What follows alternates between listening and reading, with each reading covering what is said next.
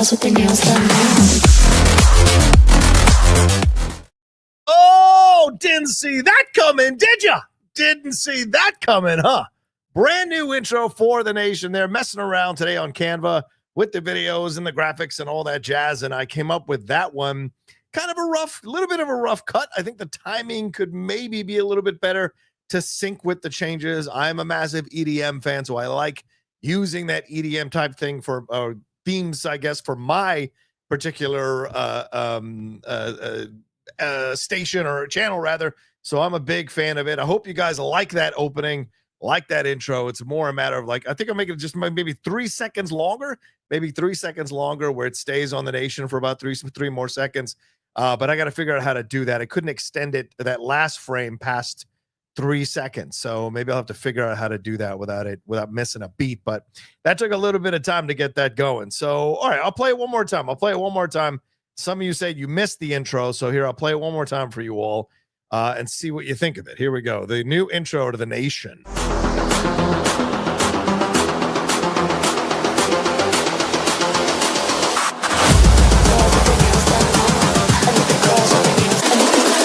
I think the girls with their nails done now. I mean, come on, man. That's some good stuff. I don't know if I like her saying I need my girls with the nails done right, but I kind of like the way it sounds. So I'm going to go with it for now and have some fun with it. So there you go. It is The Nation. Welcome, everyone, to a live episode of The Nation here on the Outlaw Nation channel. Thanks for hanging out with me tonight. I really appreciate you all taking the time. Got almost 100 of you joining me already off the bat. Thank you so much. Got one super chat in here already. You know the deal. We're going live for maybe an hour and a half and would love to hear from you all. The Streamlabs address right above my head and the super chats there available as well. I'll be reading them throughout the episode as we go along here. And a lot to cover tonight with some new information on the Karla Sofía Gascón situation there and Emilia Peréz and the way it's affecting the Oscars and changes that are happening around all of that. And now Netflix is reacting to it. Jacques Audiard, who is the director of Emilia Peréz, gave a very, how can I say this, a very open interview with Mike Fleming over there at Deadline. We're going to talk about some of the highlights from that. We're going to look at some of her posts recently on Instagram and what she's saying about the controversy and how she's a victim of cancel culture, which is they all run to as soon as they get called out. It is cancel culture time in that situation. So we'll be reading we're reading some of that. Sorry, I'm trying to balance myself out a little bit more. We'll be reading some of that as we go along. We've also got updates on the Blake Lively situation with Justin Baldoni. There's a new lawsuit today that I'll tell you all about, that Blake was sued all over again in Texas this time.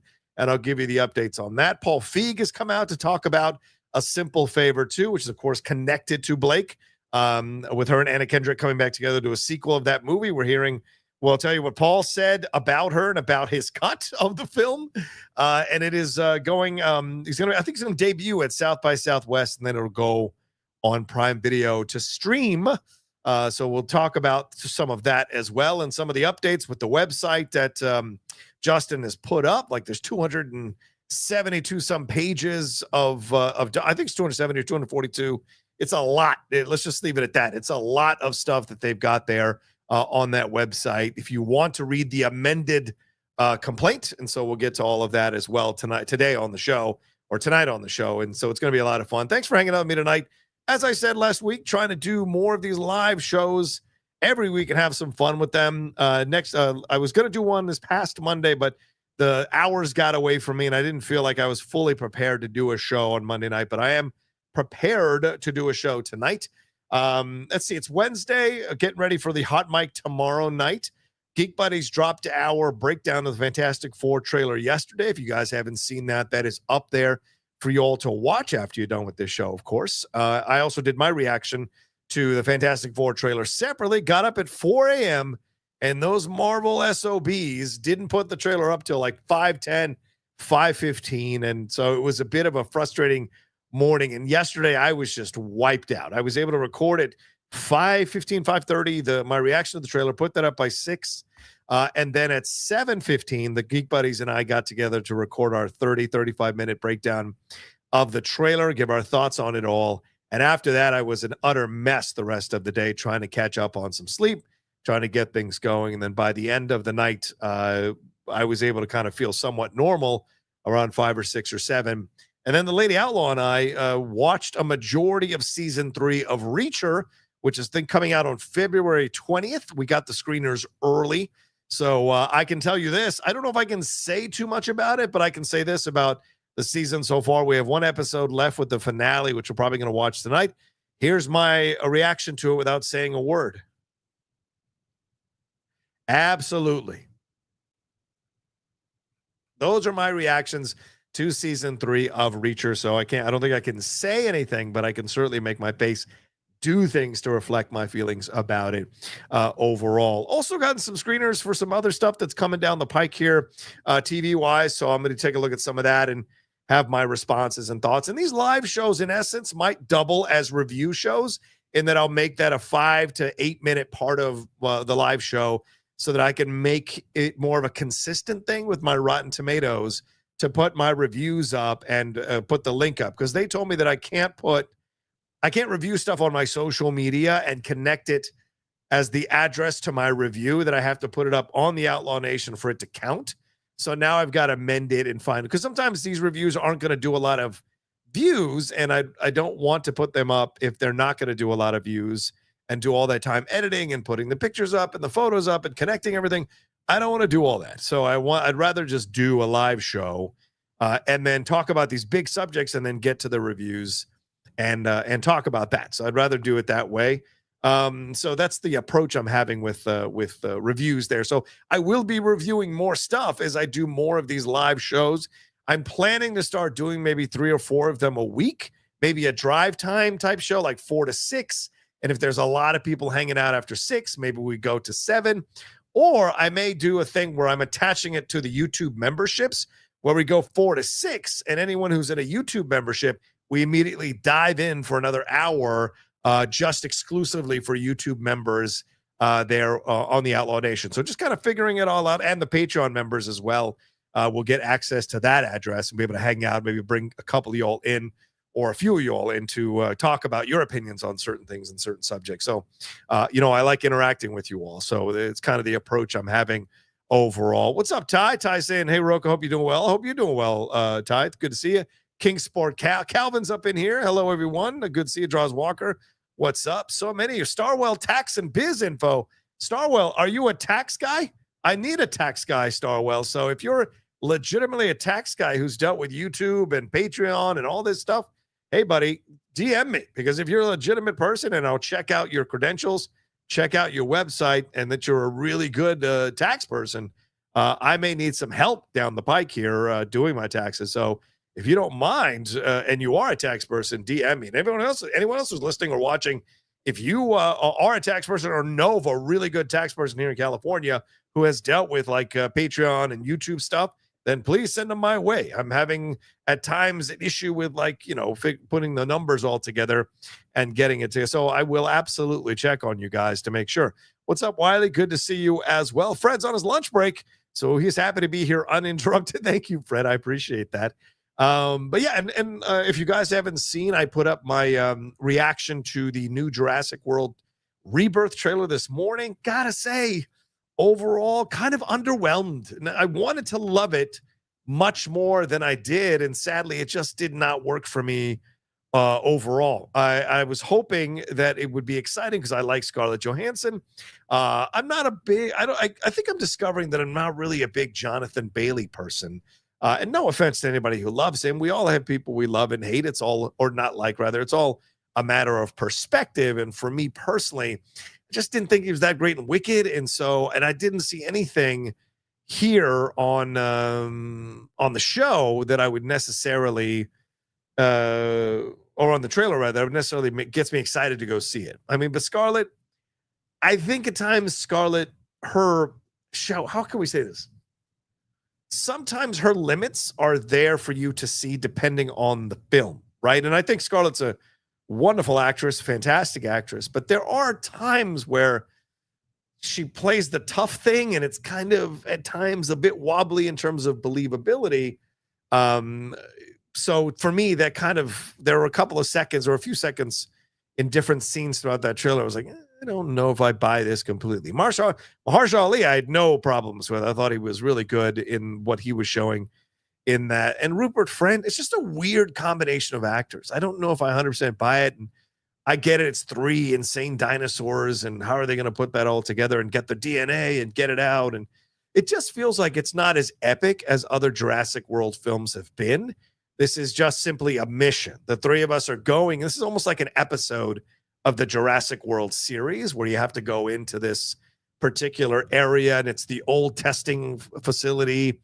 And there's the 3 dinosaurs they couldn't bring onto the island or whatever. And so those are the 3 that are left. So you have to get the DNA from them. So it sounds like a very small story within a large franchise. And so I'm just a little surprised that this is the way they're coming back. I get trimming down the budget. I get that you don't want to spend massive amounts of money, but you can tell a big story without necessarily needing to spend a lot of money. And Gareth Edwards certainly showed that in The Creator.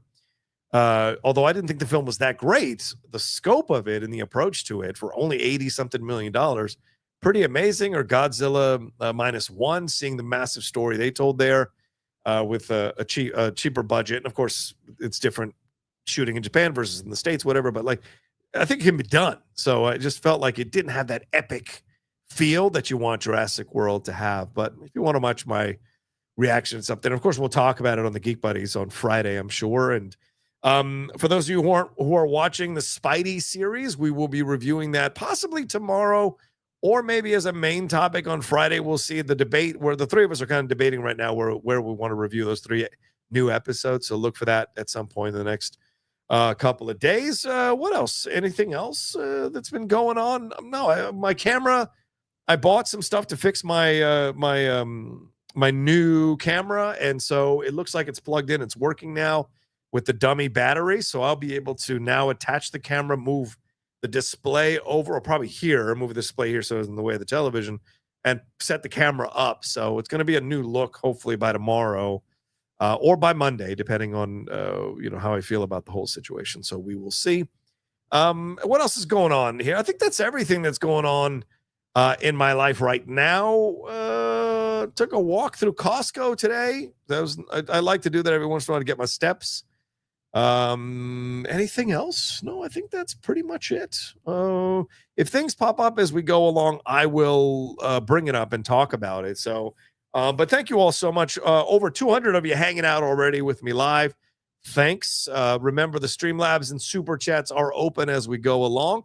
Please send in your love. Please send in your support. Let me know what you want to talk about as well. If there are subjects or topics you want to hear my 2 cents on besides the 3 things we've got lined up for today, then please let me know. We're talking about the Karla Sofía Gascón situation for those who are who are coming in just a little bit after we already started. We're jumping into the Blake Lively stuff, and I'm going to talk about the Joe Rogan, Kamala Harris situation that popped off today on the Hollywood Reporter. So a lot into the situation. Yes, Andrew, Jonathan Majors, there's a big rumor going around that he might come back for a cameo or an appearance. So that could be interesting. I don't know if that's actually going to happen. I don't know how much of that is actually true. Feig is always the end-all be-all with those kinds of things, and I don't know that he necessarily wants to court that. But you can't deny that in a post-Trump election victory, it seems like a lot of people are feeling emboldened to come back. Roseanne Barr is apparently pitching a new show with her as the star, and she's clearly on Ozempic, lost all that weight. At least it looks like that. I don't know if she did it or not, but it looks like it. So don't sue me, Roseanne. That's what it looks like. She can, she wants to pitch a show. So I wouldn't be surprised if that starts to happen. And I wouldn't be surprised if Jonathan Majors gets to pop back on. It all depends on how Marvel views things and how they feel about the situation. And I think a lot of people responded positively to that Magazine Dreams trailer. So maybe there is this like groundswell of people who are like, you know what, bring him back, because this was between him and her. He went through the court process. He was found guilty. He did his time or did his hours. And they settled, I think they settled the civil case. So now we move forward. And so maybe there is with this much time, there is a feeling like we can like take a break and maybe he comes back. So we'll see if that's true. Again, there's no verification on it. Just people are suggesting that possibility is there. Another thing people tossed out was this idea that at Star Wars Celebration, that Daisy Ridley will introduce Oscar Isaac and John Boyega to come out onto the stage. She'll say, hey, I got a new movie coming, but I know I couldn't do it alone. And out comes Oscar Isaac, out comes John Boyega, which is something that Johnny Huey over there at Resistance Broadcast System brought up. And, you guys know I'm on record saying that Boyega, according to my sources, well over a year ago was coming back to be a part of the Rey film. Maybe this has been the issue with these writers who have come through, is that they haven't quite found the mix. Maybe the expectations on Kathleen Kennedy's side keep changing. So these writers get frustrated because they're like, oh, now you want us to bring in Oscar. Well, how are we going to do Poe? How are we going to bring in Finn? How's this all going to work? And maybe the new writer Nolfi there will be able to figure, George Nolfi, I think it's George Nolfi, will be able to figure it out and put it together overall. So if it does happen, I get my steak dinner from Jeff Snyder, who said that Boyega was not coming back, according to his source. But I have a feeling that may happen. I mean, because like if you go to Star Wars Celebration, you have nothing to announce but the stuff that's already been announced. That's not a positive overall, and I'm sure Star Wars has things they're cooking.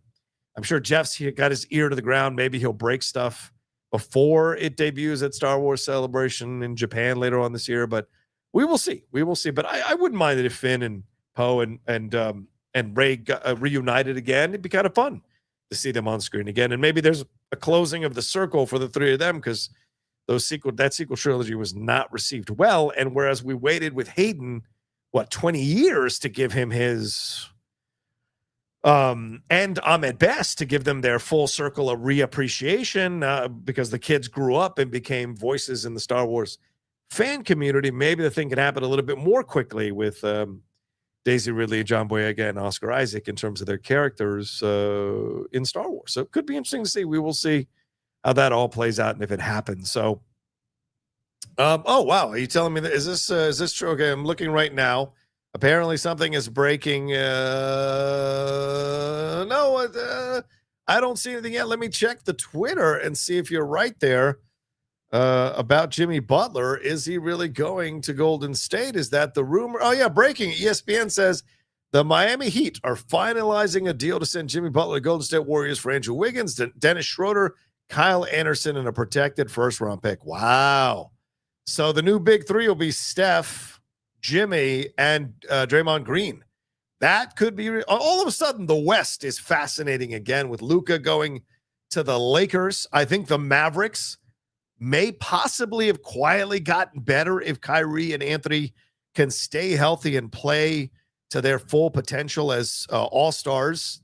I know it may not be long-term great for the Dallas Mavericks because Doncic was 25 years old, but they might have a good run over these next 2 years, and depending on who they bring over, could be a nice situation. Then you've got Darren Fox going from Sacramento over to the Spurs now to pair up with Wembanyama. So that could be a fascinating two-man game. So now all of a sudden, now Jimmy to the Warriors. So the West looks interesting. Looks interesting there. So clearly they wanted just a little bit more. Maybe there was a certification there.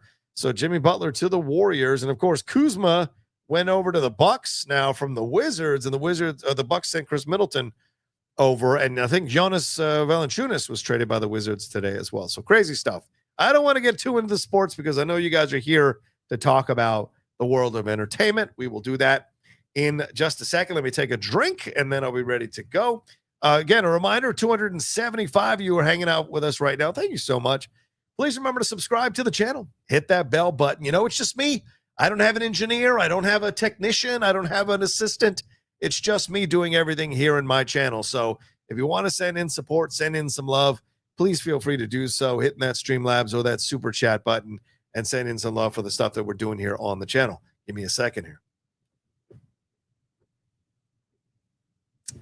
Yes, and hit that like button as well. Thank you so much, Clarissa. Appreciate that. Should we play the theme one more time? You know what? For the new people who came in, this is the new opening to the nation, more or less. There'll be there'll be a little bit of changes, but this is the new 16-second opening to the nation. Let's see what you think.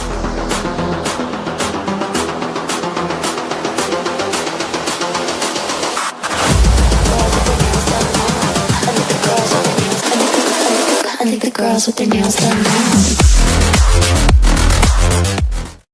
Not too shabby, right? Not too shabby. Maybe lasts a little bit longer at the end, but not too shabby for that. So just wanted to play it for those of you who are new coming in to the nation. All right, that's enough for the opening. I can't believe we've been talking for 21 minutes and we haven't even gotten into the news stuff. So let's get into the news stuff. Let's start this one off right off the bat here. Karla Sofía Gascón. Let's talk about it. Netflix is distancing themselves from their lead actress of the Emilia Peréz movie in an effort to salvage the film's prospects for the Oscars. And as the Spanish actress tries to diffuse the blowback for her past social media posts, it came out, according to numerous sources and numerous websites here from the trades, that she is now doing it on her own. Let me repeat that. Karla Sofía Gascón is now pretty much on her own, separated out from Netflix. She was expected to go to the AFI Awards tomorrow, the luncheon, then the Critics' Choice Awards on Friday, which I'm not going to, the DGA Awards and the Producers Guild Awards on Saturday, and then the Santa Barbara International Film Festival on Sunday. However, she is no longer expected to attend any of them, and if she was going to attend them, she would have to go on her own dime. Netflix is no longer providing any money for her to go to these things. Now, you're thinking to yourself, well, is it just because of the tweets? No, the tweets were a part of it for sure. But over the weekend, Karla Sofía Gascón took it upon herself to do a 1-hour interview with CNN Español, did not tell Netflix or her director, Jacques Audiard, about it or anybody involved with Emilia Peréz. This was clearly a brand-saving exercise on Karla Sofía Gascón's part. And because of her going into business for herself, as people who watch wrestling know that term, Netflix made the decision to absolutely cut her off and to not fund any of her trips, to not invite her to any of these things. And so it's going to be real interesting to see if she's going to go to the Oscars. I can't imagine that she would go, but she is starting to hit the bell of defiance and bang the gong of defiance here, which we'll get to in just a second. Sources tell Variety that Netflix and the PR agency have stopped talking directly with Gascon, and that's the lead company. She has the same PR agency as Zoe Saldana, and a lot of people are feeling within the Netflix Emilia Peréz consortium that Karla Sofía is going to sink the whole film and everybody with it at the Oscars. And Zoe Saldana, who seemed like a shoo-in to win Best Supporting Actress, which is why they moved her into that category, so she wasn't competing with Karla, is now there's concern that she might not win and that the film might not win anything overall. So they're trying to distance themselves from Karla Sofía Gascón. Like I said, Netflix and her PR agency, lead company, they've stopped talking directly with her and are only communicating through her UTA, that's United Talent Agency rep, Jeremy Barber. Sources also said the streamer is no longer covering expenses, as I said, for her travel to the various award shows or her styling or her makeup or anything when she does these appearances. The actress was, she got paid $104,000 to do the role in Emilia Peréz. She was an unknown. But now Netflix, in the new For Your Consideration advertisements that they've been putting out here that debuted this past Monday, they highlighted Emilia Perez's 13 Oscar nominations. They mentioned Best Picture, Best International Feature, Best Director, Best Supporting Actress, Best Original Song, but they have no image at all of Karla Sofía Gascón. She's been scrubbed from the material. Instead, the marketing promotes Saldana, Selena Gomez, and Adriana Paz. I think she's the only one of Mexican heritage in the cast. And the film's official FYC page features a prominent photo of Zoe Saldana, but no images of Karla Sofía Gascón. And one of the awards consultants says it's hard to imagine a campaign focus that excludes the titular character while still aiming to bring home the gold. Yeah, Netflix is clearly reacting to what she's doing. They're trying to turn it around and go on the offensive by trying to save the campaign, the awards campaign for this film. It's ironic because a lot of people felt that Netflix was maybe following the path of Harvey Weinstein by unearthing that stuff about Fernanda Torres. Well, I didn't say they did. I'm not saying they did it, but there was accusations or a feeling that Netflix had been doing some stuff behind the scenes to using their people to go and explore and find negative stuff about the other films, like the AI controversy with The Brutalist, the blackface stuff with Fernanda Torres. There was AI involved with Emilia Peréz, by the way, which was discovered. And so this has been a hell of a award season with a lot of slinging, a lot of complaining, a lot of people unearthing stuff. And the irony that Netflix, who people were accusing of going behind the backs of these people to try to take them down, didn't do due diligence for their own lead actress to the point where where all these tweets were discovered by freelance journalist Sarah Haji, who put out all these Islamophobic tweets, tweets that defended Hitler, tweets that bashed Selena Gomez, tweets that were racist in a lot of people's points of views. So pretty crazy stuff in the way that's all went down. You know, she initially issued an apology when news of her post broke, and then did an interview, as I said, with CNN Espanol over the weekend. In it, she tagged, and then she posted stuff on Instagram. Let me bring up what she posted on Instagram. Here's what she put on Instagram. This is how she explains herself and what she did. She said, "For years, I gave myself in body and soul to the Emilia Peréz family. As always, I do with all that I love and believe in. Today, more than ever, I want to thank those who recognize my work, the festivals, all this, blah, blah, blah, blah, blah. Been on a roller coaster of emotions these past few days. I have been transparent because I have nothing to hide. During time, I felt lost in my transition, seeking approval in the eyes of others. But today, I finally know who I am. I only seek the freedom to exist without fear, to create art without barriers, and to move forward with my new life. They want me to apply the cancel culture. I ask the experts in Hollywood, the journalists who know me and have followed my path, how to move forward." And she tagged everyone: The Hollywood Reporter, CNN en Español, Deadline, IndieWire, the New York Times, Variety, El Mundo, Corriere, BBC Mundo, El Confidencial, The Guardian, France TV Cinema, The Independent, Univision, all La Sexta, Telegraph Online, Telecinos, and La República. So all these people, that's just a small part of the people who were tagged here, all these publications. So she is, in essence, going into business for herself, fighting for herself. And someone unearthed an interview with her where she said, "I love to fight. I like to be in the fight. I like to be called into the fight."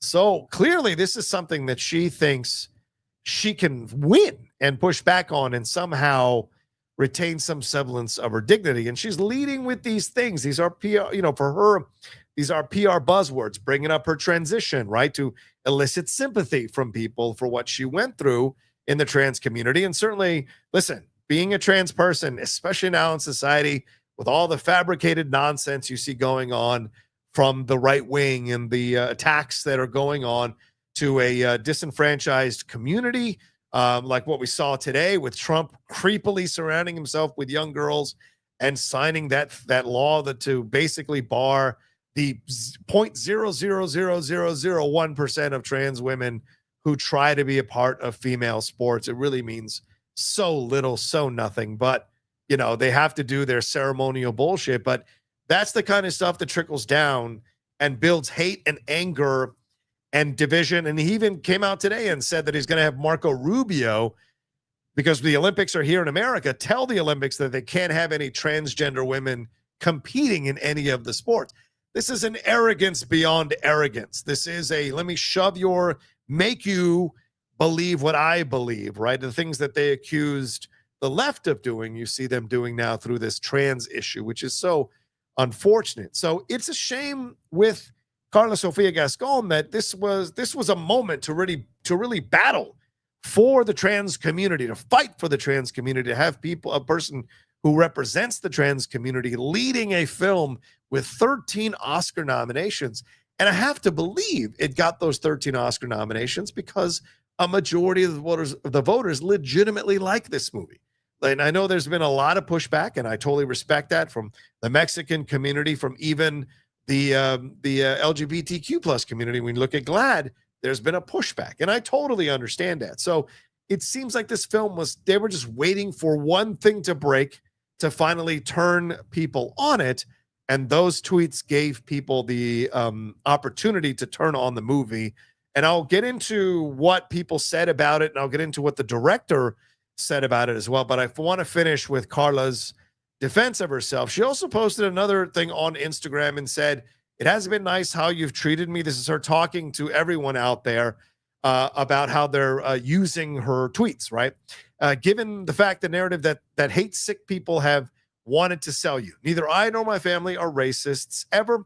Quite the opposite, and no one has supported us. You've known us for years and have taken for granted that some tweets highlighting hypocrisy, racism, and evil that people have in this world were my feelings and not a report.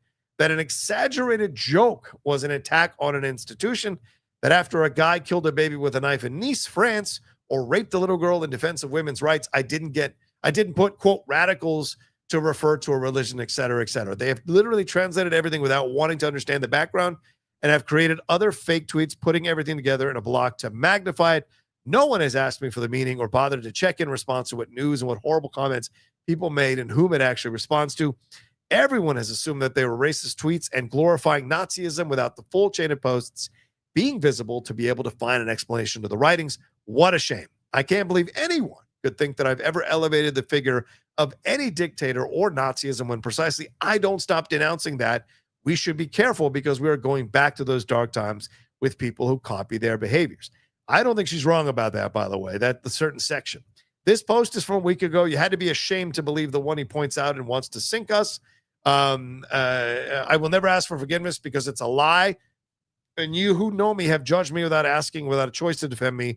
The world is clearly getting worse. So she is on the offensive. She's on the defensive and the offensive at the same time, but she's pushing back with against the characterizations of these tweets. I think there's no way to defend those tweets. I think there's really nothing you can say to defend those tweets. And her saying that they were a joke or that they were a commentary on society, the first person approach to those tweets belies a condescension, a judgment, a conceitedness to them that do not fit with this idea that you were just making a commentary, innocent commentary or analysis on the situation. No, there were words that were used that were inflammatory, that were confrontational, that were meant to instigate for a reaction. As I said earlier, she's someone who has said in interviews that she loves the fight. She's into the fight. She digs the fight. Well, people love to fight, and I know this from my own experience for myself. Sometimes you'll tweet stuff out because you want to get a response. You want to battle with people. That's not always good. Sometimes it is because it opens the door to conversation, but most of the time it isn't. And so clearly the tweets that were highlighted here, and I'm not going to post them and repeat them all. You guys should know them by now. They are quite unsettling and terrible and uncomfortable to read and shocking, really, in a lot of ways, from someone who is in a disenfranchised or underrepresented or historically maligned community like the trans community. So it's been a shocking development to see that happen through her. And her defending herself, I think the problem lies in the fact that she is not coming out and being fully contrite. She is coming out and essentially going, I didn't do these things, or I didn't mean these things. Even her apology isn't an apology to say, I said things that are wrong. I'm sorry. She is saying, if anyone was offended by what I wrote, then I apologize. She's not saying I apologize for writing this stuff. It's a nuance, but it's an important nuance that separates someone who's legitimately contrite from someone who's like still believes the things that she said, but still wants to respect that people might be upset about it or hurt by it. So it's a nuance that matters when you look at this situation overall. And here's a shot of her. As I said, she was on CNN in Espanol, and this went on for like an hour. And according to people who watched this thing, she basically railroaded the interviewer through a majority of this interview. That's Juan Carlos Arceniegas, and he could barely get a word in edgewise. She was defiant, and she at times, as you see, they are getting emotional, crying with these accusations of racism, anti-Semitism, and xenophobia. But she, when she was asked if she would remove herself from the Oscar race, from the nomination, she said no. And this is her quote: "I cannot renounce a nomination because what I have done is a job, and what is being valued is my acting work. And I cannot renounce a nomination either because I have not committed any crime, nor have I harmed anyone. I'm not a racist, nor am I anything that all these people have taken upon themselves to try to make others believe that I am." So this is again, it's a situation where she's not being penitent about it fully. She's not being contrite about it fully. And I think that's why Netflix is abandoning her.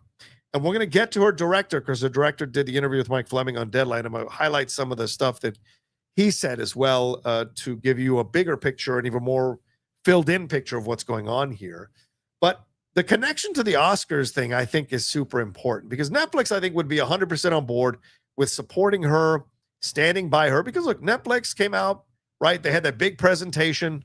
They're like, we know how to appeal to a majority of people. We are daring, we are bold. We'll take on projects that other people don't want to take on.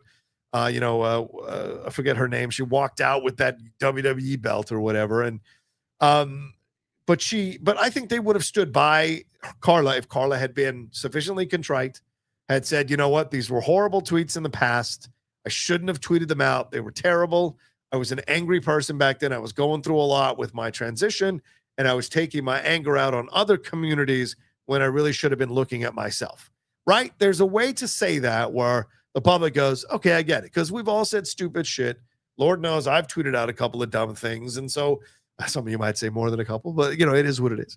But like you can be legitimately contrite and people will forgive, because we all mess up. We all say the wrong things. We all get a little, tipsy or get emotional or whatever and say stuff. Now, I'm not saying anyone's out there going like, well, Hitler had a point. That's not something I'm defending, but correlative or relative to your life, there are things you've said out of turn or so people will be able to forgive, especially because it was years ago. Some of these went back to 2016. Some of these are much more closer, like 2020, 2021 during COVID. So there are things she could have said, I think, that could have gotten people to forgive her and move forward, but she hasn't done that. And so Netflix, I think, is taking this step because they don't sense from her that she is going to be able to come back into the fold. She is a wild horse who has kicked down the stall, and she is out running wherever she's going.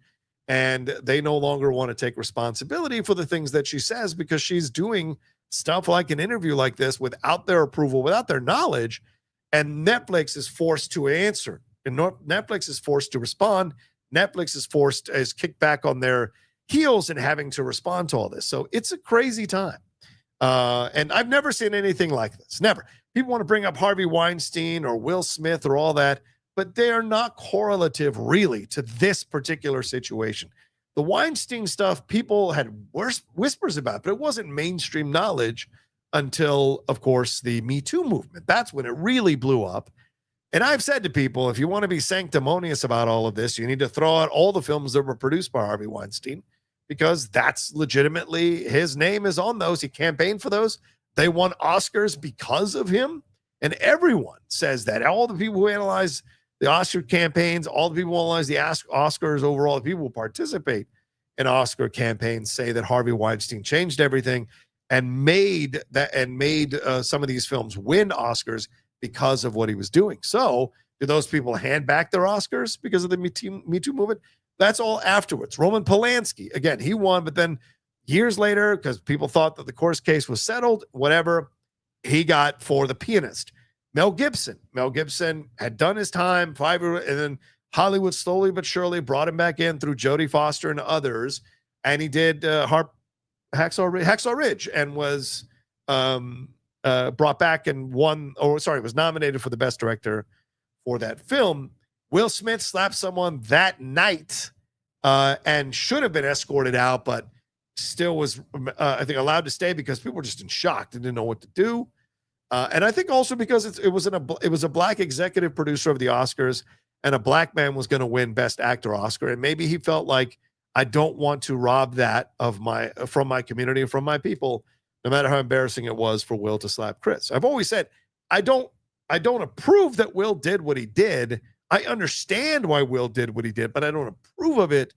He should have been escorted out, but I also don't approve some of the sanctimony that surrounded that. But this is something that's happening before the film is up, before the film wins any award. So there is time to change. There is time to alter.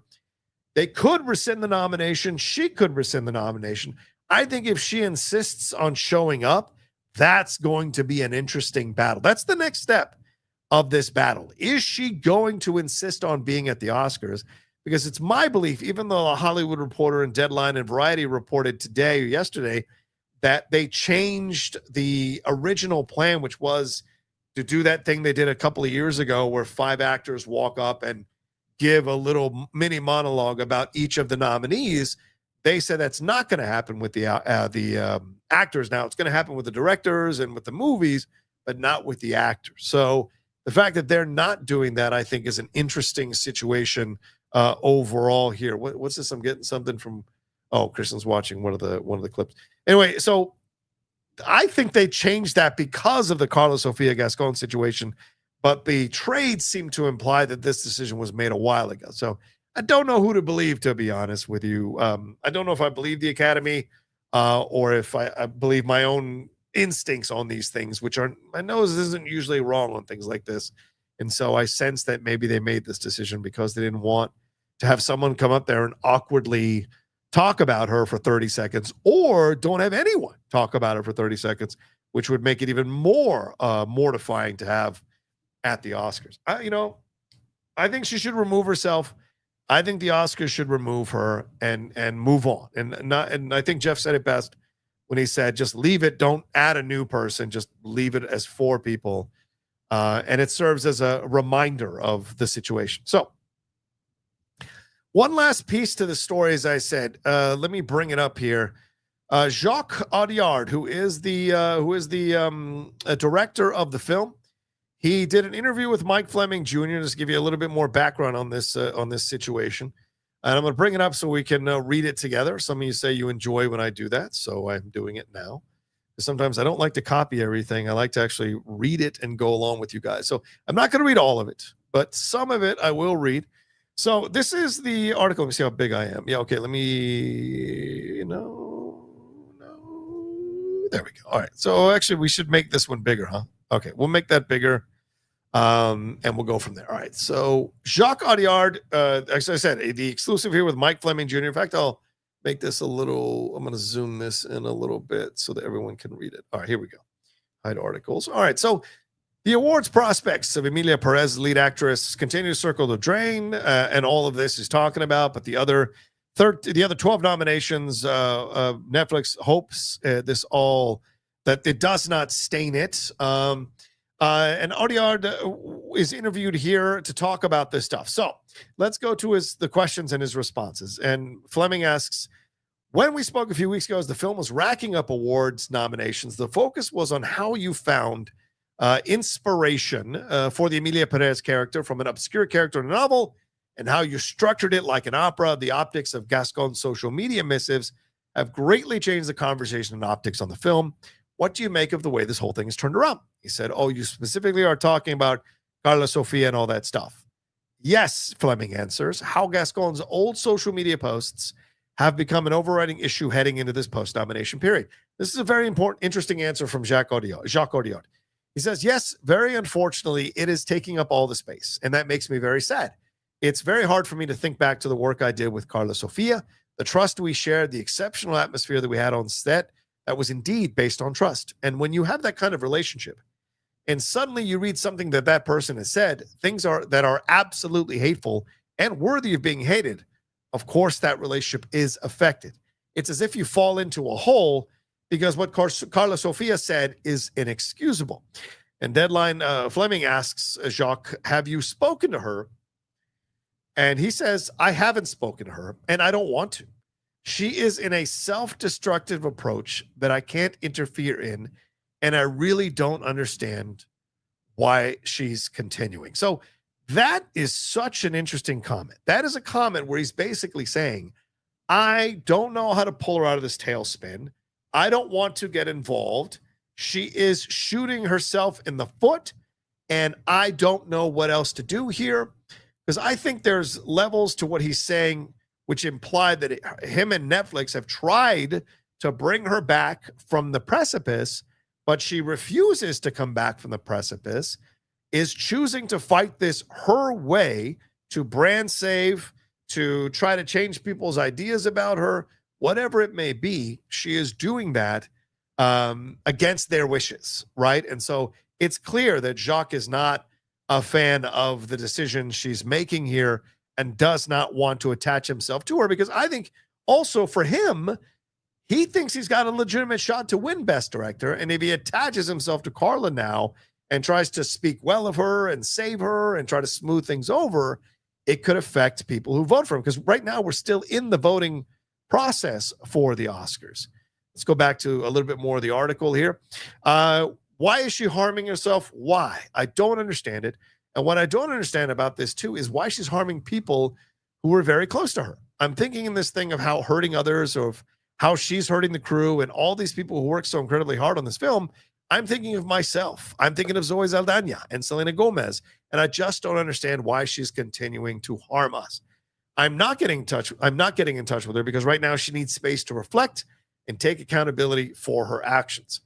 And Fleming asks, that sentiment seems to be missing in her fusillade of comments and interviews. Sometimes you just apologize and own what you've said was wrongheaded. We haven't really seen that, which is what I brought up earlier in this particular show. Audiard says, absolutely not. She's really playing the victim. She's talking about herself as a victim, which is surprising. It's as if she thought that words don't hurt. Now, this is important because he's saying that she's calling herself a victim in this situation and playing the victim. And I don't disagree that she is absolutely playing the victim card. I think this idea of creating some nefarious forces, she claims that some of those tweets were fabricated or put up by other people, not by her, that they are false tweets. Because remember, she deactivated her social media account. So people can't go in there and find the tweets. They'd already found the Selena Gomez tweet, which she claims is not her tweet. She claims that she did not tweet that is a false tweet, that someone put that up there. And she claims that there's this, mysterious cabal that wants to take her down. So she's playing into the homophobia or transphobia, I guess you would say, that has accompanied trans people in the past, right? And this is what you see here. She is dialing into all the different ways that she can play victim. She did not bring up cancel culture by accident. That's on purpose, because we've seen so many people rally around people who they claim were canceled, which no one really was, in this situation without reason, in this situation. And so she's playing all the different cards at once. And I think that's what Jacques is calling out. Now, Jacques himself is not clean in this situation, which I appreciate that Mike Fleming asked him about this going forward, which we'll see here in the article. He says, how has all this impacted your enthusiasm to be out there in Hollywood at events meant to give your film momentum? Stiff upper lip? Well, I'm certainly going to participate, says Audiard, but for the moment, there's something sad about it. I thought I was coming back here full of enthusiasm, and now there's a sadness that we have to get past. If things aren't clear, then we need to shed light on them, and we're going to have to spend time on continuing to really defend this film. I'm not alone in this business. There's Zoe. I want to, and I'm going to champion and defend her. I would never let her go.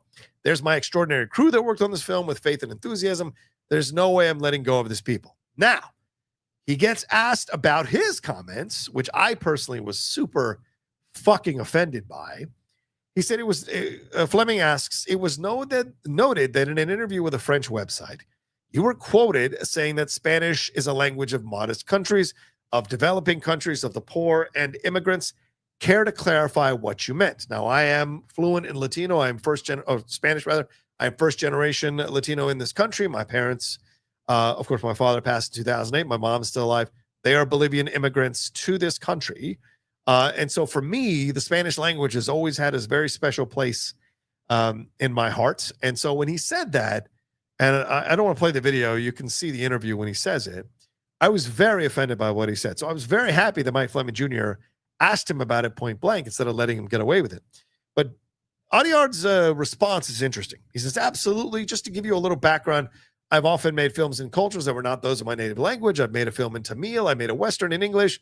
I'm drawn to things that don't belong to the domain of my native language, and I happen to enormously love the Spanish language. So he's already doing like damage control with that response. I wanted to make an international film. Now, if you're going to make an international film, there's not a lot of languages that you have to choose from. There's English and there's Spanish. And Spanish is such a rich language that crosses borders. There you go again, kissing Spanish's ass. What's been said about my statement is actually exactly the opposite of what I think. I worked 5 years on this film, and for it now to be denigrated in this way, it's really simply too much. So, in a way, Jacques is dialing in the same playbook that he's accusing Karla of dialing into. He is playing subtly the victim in these responses, right? By saying, oh, it's too much, and I can't believe people would misconstrue what I said and make it seem more nefarious than it actually is. I love Spanish. Spanish is a beautiful language, a rich language. That's not what you fucking said. You said it was the language of poor people, of migrants, of developing countries, which essentially implies that there are no first world countries that speak Spanish or respect the Spanish language. And it dials into it. And, you know, when you hear it from a Frenchman, it makes it even more fucking frustrating. Not to stereotype all French people, obviously. I've met a lot of great French people in my life. But seeing someone of French origin say this in such a way is truly offensive when you know the history of France and Spain and Spanish and French and Europe and all of that, the centuries that there is history between the countries there. But like when you see this situation, the way he says it, and when you watch the interview, he is trying to say it in a way that's somewhat palatable, but the words he's using are so derisive and so, in a way, conceited. And so he can say how much he loves the language, but that's not what he said in that interview when he said there it's the language of poor people, of migrants. I know plenty of poor people who speak fucking English. I know plenty of migrants who speak fucking English. So, you know, this idea that it's just Spanish that is the language. So it was a supremely frustrating answer he gave to that interview. And this one, I think he tries to play both sides here by saying how much he loves Spanish, but he says, you know, it's the exact opposite of what people are construing his comments to mean. But, you know, I think he's just backtracking. All right, so I want to hit this one last part of the interview. And I appreciate you guys indulging me. Thank you so much, because I want to make sure we cover all of this so you have a very good, well-rounded and filled-in point of view on this situation. And I imagine that's why you guys watch this show and hang out with me live as I break these things down. Fleming goes on to say that is part of the criticism coming from Mexico. So alluding to the negative responses people have had to the movie. Some have objected to the depiction of the cartels and their victims. What are these critics missing in your intent in making this musical? Now, I don't appreciate Fleming's question here because it's a leading question. What are these critics missing? Maybe they're not missing anything. Maybe they're on top of the movie and it's their honest opinion and their honest belief.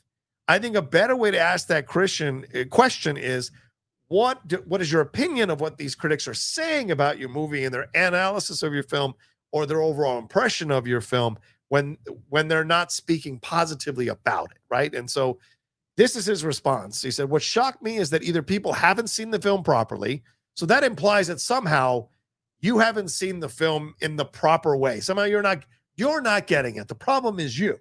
Or they haven't seen it at all and are acting in bad faith. So there are no other options.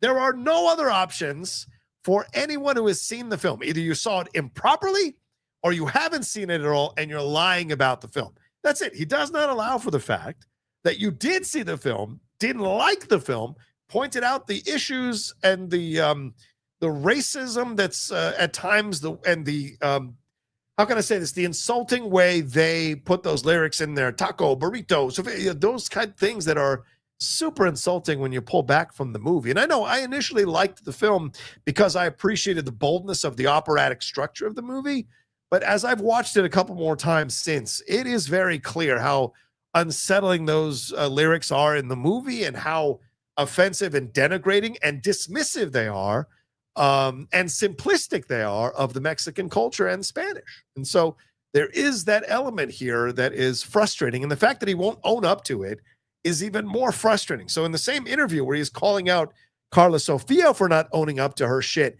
Jacques Audiard is doing the exact same thing in a different way by not owning up to the fact that people could actually see his movie, actually find it offensive, actually find it racist, actually find it terrible, transphobic, because it's kind of insulting with the storyline of Manitas to Karla. It is that element of it. So for him to say these are the only two ways that people would misinterpret his movie, I think is hilarious.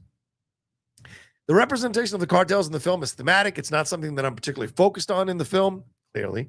There's one scene that deals with it. The real thing that I'm interested in is that I was interested in doing is that I wanted to make an opera.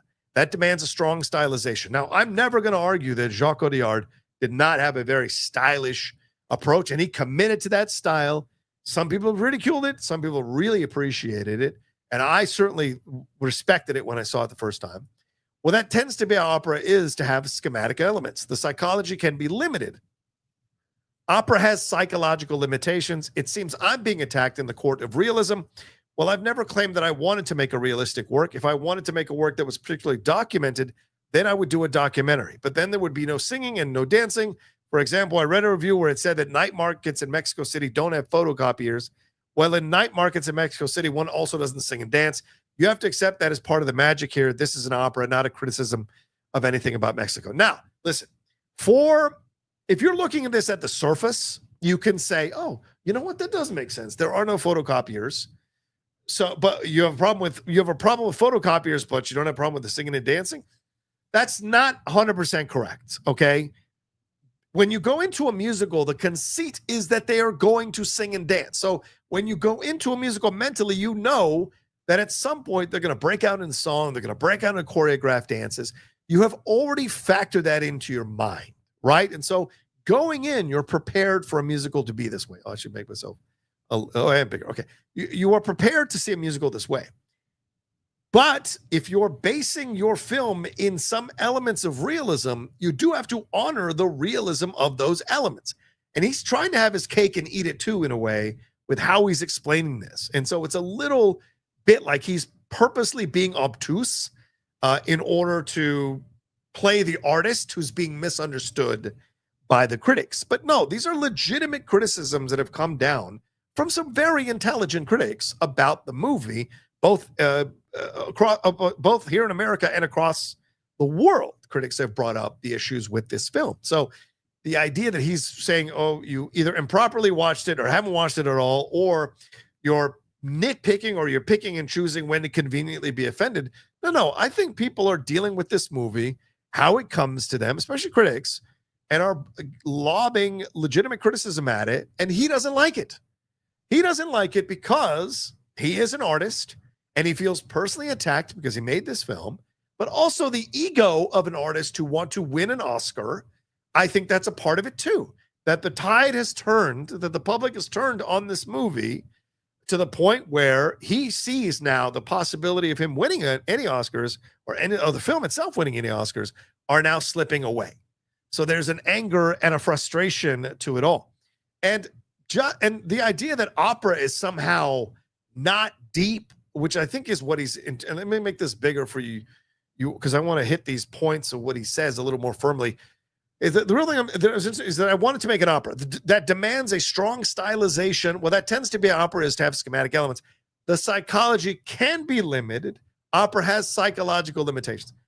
I would argue that for many people who love opera, now he does say can, so he's not saying all of them, but I would argue that a lot of people who love opera will tell you that opera doesn't have psychological limitations. Opera can be quite deep, quite moving, quite affecting. When you do it right, when you do it well, you can show nuance, convey levels, convey scope, and convey deeper intentions and deeper meanings, and create something that is effective to the point where you are still thinking about it days afterwards or years afterwards which is what makes the great operas so beloved by opera people. I mean, Don Giovanni, there is so much commentary in Don Giovanni about heaven and hell, about a father and son, about relationships, about raising children, about defiance, about protest, about self-pity.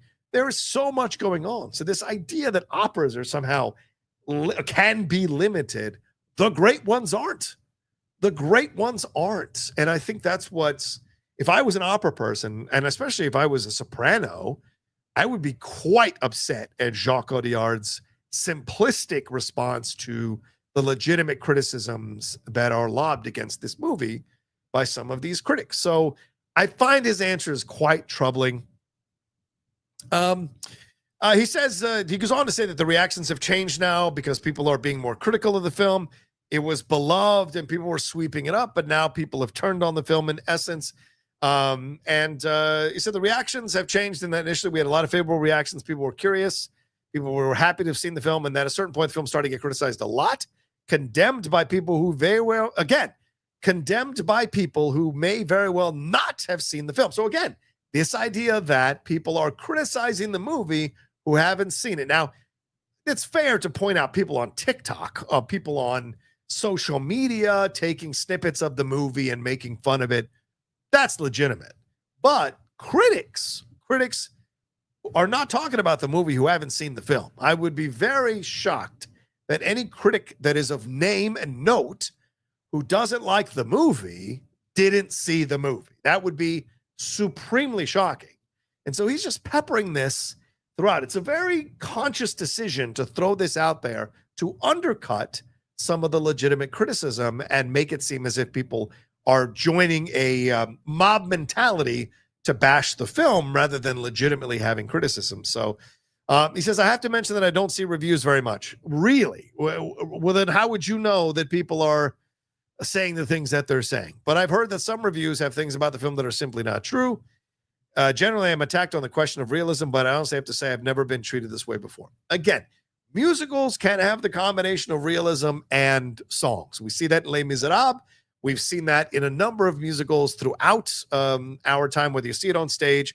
I mean, Sweeney Todd is one of the darkest musicals. Into the Woods is all fairy tales, yet there's some really deep, real stuff going on and commentary about our world, commentary about relationships, commentary about how we deal with our worlds and how we deal with our places of origin. So this idea that musical, like you're being attacked on the realism, yes, because you've got to stabilize it in some semblance of realism from which the fantastical can grow.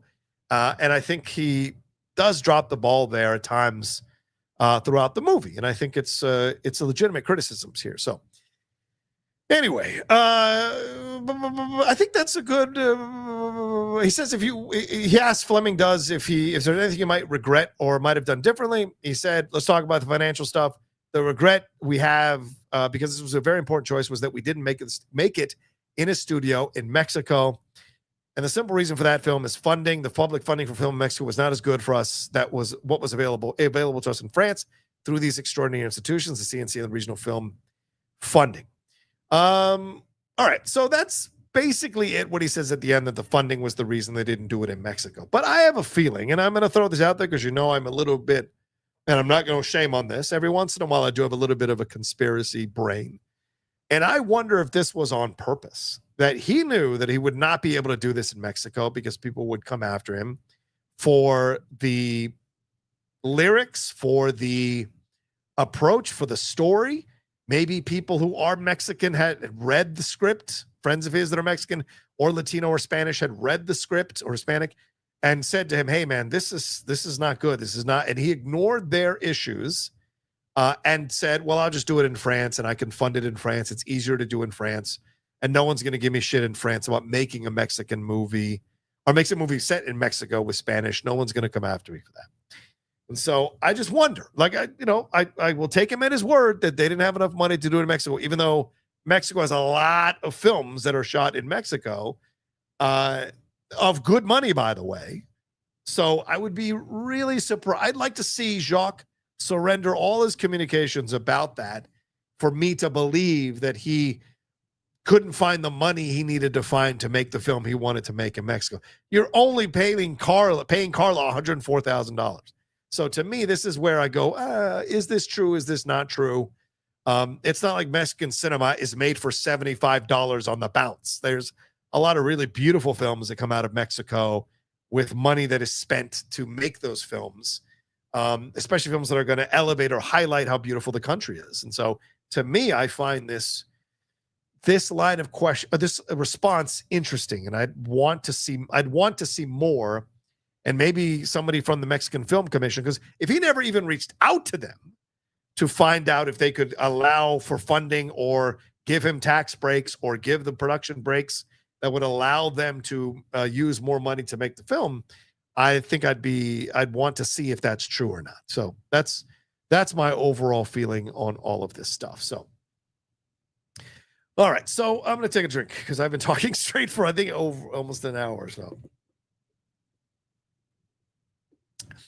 Right, Drew. Great point. Sondheim consistently does realism mixed. I mean, look at Company, right? Company is amazing. Company has a lot of realism mixed in with songs, and they've even done stylized versions of Company where one, it's a female lead instead of a male lead, which was the London one, which I saw on PBS and thought it was fantastic. You can see it on the PBS app if you have Passport. And then the one where they're all playing the instruments that Patti LuPone was in, I think, where they all play the instruments. Oh, no, Elizabeth Stanley was in that one. Patti LuPone was in the Sweeney Todd version where they played the instruments as she played Mrs. Lovett. So this is absolutely correct. And even the Jason Robert Brown one, The Last 5 Years, which wasn't that good of a movie with Anna Kendrick, but the musical itself, there's some great realism. I mean, I was listening to it the other day for the first time in a while. Norbert Leo Butz, so great in that. The guy who played Bill Belichick in the Aaron Hernandez show that was on Hulu, and of course he was in Bloodlines, and he was the original dad or wizard. Oh no, he was the original character that Jonathan Bailey played in Wicked in the movie. Norbert Leo Butz was the original guy on Broadway, I think, with Adina and Kristen Chenoweth. But anyway, that musical is so good, and the realism is there throughout because of their relationship. And I think that musical is pretty much sung throughout. Yet there is a realism that comes through from their connection. If you guys haven't listened to musical and you like musicals, I highly recommend The Last 5 Years. It's on YouTube. You can just listen to the whole soundtrack. And it's basically a musical that's being told in reverse and forward at the same time. And by that, I mean the musical opens with the breakup of this couple, and the woman is singing about the breakup. The next song is the man singing about meeting her for the first time. So in essence, they go through the musical to the ending of the first act, and the end of the first act is where they meet. So she goes all the way back to remembering the first time they meet. He goes forward to the first time they meet. And then as the musical goes forward, she goes all the way back to the beginning of meeting him, and he goes all the way to the end. So of their breakup. So it is a phenomenal musical. Okay. But the realism throughout is so important. So this idea that you can't have realism with a musical thing or with an opera or whatever is just nonsense, just utter nonsense in my opinion. So, whoo! All right, there we go. Have I said enough? I think I've said enough here on this. Yes. Shall we take a sec? Yeah. Look at Marco says this. Look at Wicked this year. Flying monkeys, witches, yet with the foundation of the perils of fascism. You can't hide behind people not accepting a fantastical approach. I agree, man. I love fantastical approaches to film. I think they're great to challenge the medium of film. They're great to challenge us as viewers to go like, do you get what I'm doing? Do you understand what I'm doing? Non-linear filmmaking. Like, I'm a huge fan of Terrence Malick and his most recent film. I think there's only been one film of his most recent films that I haven't liked, but all the other ones, I mean, Knight of Cups, was it To the Memory or whatever it was called? Like I just go on and love this. And I just go, his movies are like laying in the water, in the middle of the water and just floating on the waves and all the different thoughts that come into your head as you're alone on the water. And I love that. It's nonlinear. You'd be hard pressed to connect the things up, but you're in the hands of a master filmmaker. And it's nice to go like, you know what? I'm just going to turn it all off and just let him take me where he wants to take me. And I'm going to enjoy the trip. And so so this idea that, people aren't getting what he's doing, I think is nonsense, especially the critics. I think it's nonsense. So, all right, let's see here. We've got 335 of you joining me live right now. Thank you so much for sticking around for so long through this first part of our show here. I want to hit a couple of these Streamlabs, or Super Chats rather, before we jump into the next topic here. Dennis, good to see Dennis. He says, big fan, Rocha since Collider. Thank you. Congrats on your success. Not easy making a good living in YouTube. My brother has a travel YouTube channel. David's been here, and I know the struggle. Keep it up. Oh, thank you, Dennis. Well, I mean, some people are quite vociferous in tweeting at me or commenting on my videos that you're not big enough. You're not at 100,000 subscribers. You're not this or that. You're sinking your channel. What's it feel like to sink your channel? Yet we keep growing. So, there's a lot of angry, frustrated, sad, pathetic people in the world who will try to bring you down. All you can do is just keep going, man. Keep fighting, keep putting things together. And hopefully, you break the system eventually and you get to that point where you're successful, but we keep growing. We're almost at 36,000, or are we at 30? I think we're at 36,000. Again, remember where we're at right now, but we're getting to 40. I would love to get to 50 by the end of the year. I think it would take a lot of changes that I need to be making. Yeah, we're at 36,538 subscribers. And you want to argue, but most of the people everyone who comes at me for not being bigger does not have the same stuff. And I don't build on hate. And that's the difference, right? I mean, I could easily go right wing and probably get 100,000 subscribers by December, but I don't live in that world. I don't make little videos where I'm simulating one of the actresses having sex or getting molested, and I don't do stupid shit like that on my channel. There's none of that stuff. Other people trade in on that because they're incels and they're angry and they're frustrated and they want to take out their anger towards women by doing certain things, and they're playing to the lowest common denominator type of men. That's not this channel. It's never going to be this channel. So I may not grow as big as some of those other channels that deal in hate or deal in anger or deal in offensive videos, offensive imagery. But I can look myself in the morning and I'm not embarrassing my parents or embarrassing my name or my family with what I create. So for that, I feel I grow at the rate I grow, and I can pay my bills and I can save money. And so for me, I'm happy growing how we're growing. Yes. Do I wish we grew faster? Yes, absolutely. But we're growing and how we're growing. So thank you, Dennis. Carver Tate says, wowza, love the new opening. Thank you, Carver. Appreciate that, man. Thank you, guys. I like that you liked it. Fantastic says, showing my support for my show. I saw Companion this past weekend. It was really good. It gets high marks for not spoiling anything in the trailer. I hope it has legs. I do too. It didn't do so well box office wise, so we will see if it has legs, Fred. I hear you. Good wish to put out in the universe. I can't wait to see it soon. And also, the Heart Eyes that comes out this weekend, the horror film. A lot of people say it's a good one as well. Sean Lee says, shout out to the Geek Buddies. Yeah, they're tomorrow for sure. JMB says, love the live shows. The new intro, can't stay today, but thanks, and let's effing go. Samo says, thank you, JMB. Samo says, I miss your political show with Dorina. Sam, thanks, man. But, Dorina's on doing her other things. And for right now, this is the amount of politics you're going to get is on these live shows when they come up. So this is what we're doing right now. I am Jax12 says, Audiard and Gascon's comments poured gasoline on the public/internet's fairly negative reaction to 13 noms. 3 to 5 nom story might flame out. Yeah, very, very possible for sure. So thank you very much for the super chats. Keep them coming in as we go along. You guys are amazing. And I appreciate you all being here. The over 300 of you hanging out with me. So I appreciate it. Galaxy Geese very kindly says, hey, you will get to 50K. You got this. Thank you, Galaxy. You're the best, man. I appreciate it. And by the way, shout out to Galaxy. He's been so great. Whenever I've needed any counsel, I had any questions, Galaxy's always found the time for me, or Luke has always found the time for me to talk with him, and he gives me suggestions. I don't always listen. I don't always follow it because that's my own thing, and it's also time and whatever, but he always has great tips and great suggestions, and he has helped me out in a number of areas, so I appreciate Luke He's the best.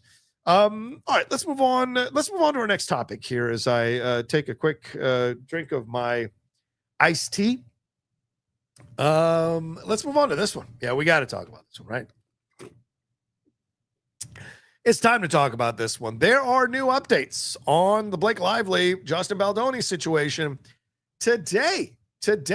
Blake Lively was sued by a crisis management firm that allegedly played a key role in the public relations standoff between her and Justin Baldoni.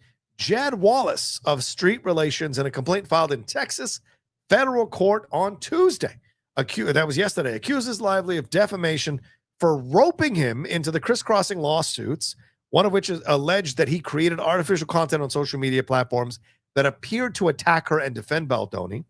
He is seeking at least $7 million and a court order stating that he didn't engage in harassment or retaliation against the actress. Now, Michael Gottlieb, who is the head lawyer of, who is a member of Blake Lively's legal team, he released a statement saying, "Another day, another state, another 9-figure lawsuit seeking to sue Ms. Lively into oblivion for speaking out against sexual harassment and retaliation." So he is dialing down into those accusations.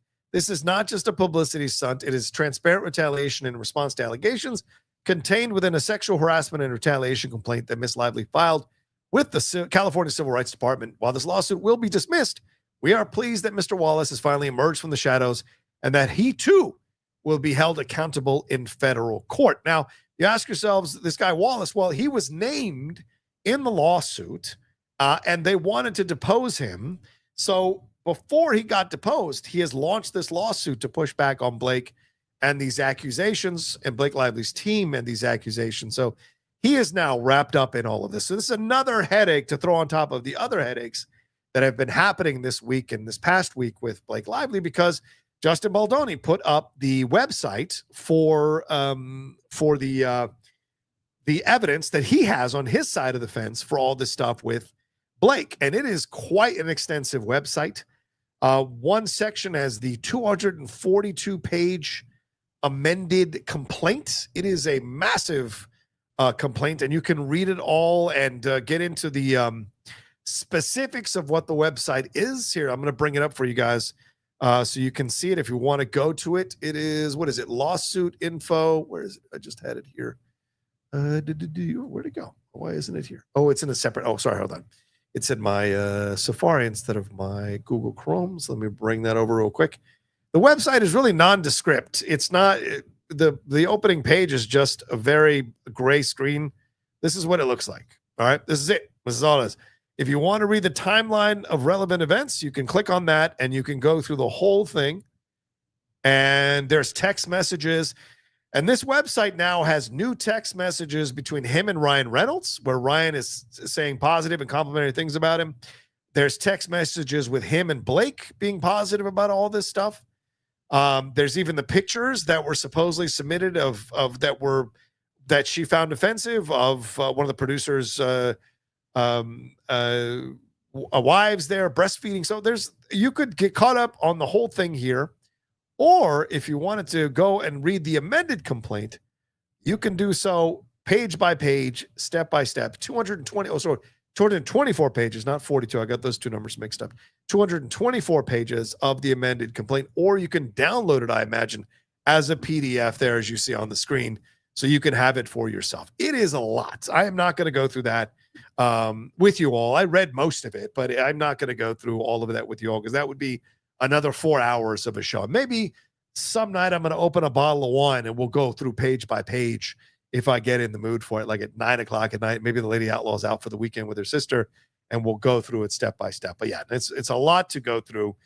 But I mean, the situation here is very clear that this is getting worse and worse for Blake Lively. And already people on TikTok are speculating that, and I saw this in a couple of podcasts, and I have no evidence of this, so I'm going to say that ahead of time.